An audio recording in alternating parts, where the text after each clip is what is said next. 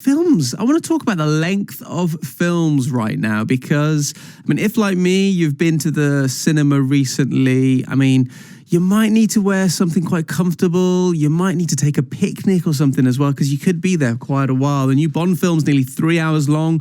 Dune, which I watched yesterday, came out this week, is also similar length. So are films getting longer? That's what I want to talk about. They're 2.5 hours plus. That used to be a rarity, but we've got two in the box sets right now, in the box office right now that are way past that. Helen O'Hara is editor-at-large of Empire magazine, and also with me, freelance film critic Zara Phelan as well. Morning to you both. Good morning. So it must be good morning. What's it like for the two of you actually? Because presumably, it just means you're going to have to do more work sitting through the film. Zara, is that how you see it, or do you think no? Great, it's more film to watch. No, I see it as more work. I'm always checking the runtime before I head into that screening. And what about you, Helen? The screenings, the runtimes at the moment. Do you look at them and think, oh, it's just so long? It depends on the film very much. I think some films. You see, 2.5 hours, which Dune is a good bit under 3 hours actually, but you see 2.5 hours and you think, oh, that's okay. I'm excited for this film. I look forward to seeing it for that long. Other films, it's a bit of an appalling prospect, and it does always come down to the film itself. I've seen 90-minute films that felt like 3 hours, and 3 hour long films that felt like 90 minutes. What about you, Zara? It seems like for yourself, you just, flat out, it's work. Why is it just extra? You're not a fan of it? Well, I agree with Helen as well. It depends on what the film is as well. If you know it's going to be one of those, especially not up your street, then it's going to be a long, arduous, drawn-out experience. Do you both think the films are getting longer, or is it just one of those that at the moment we've got two of the big films of more than 2 hours? I think it's just at the moment, to be honest. I don't. If you look back, Lawrence of Arabia, for goodness sake, 4 hours. Sound of Music is not short. Those are both big hits back in the day. Obviously things like Lord of the Rings in slightly more recent times. I think it really does come down to, whether the film itself works.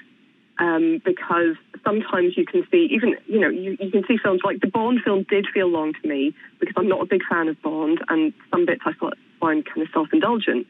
But Dune, the time went by in a flash. I was just so enthralled and having such a good time. So, it's sort of how long does it need to be? How long is a piece of string?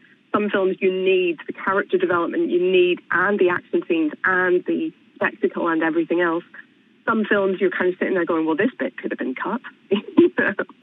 Zara, for you, Dune, was it about the right length, or could it have been shorter? Because we're I disagree with with Helen. Mine was the opposite. I loved Bond, and it went really quick. But for me, Dune, it just seemed to drag.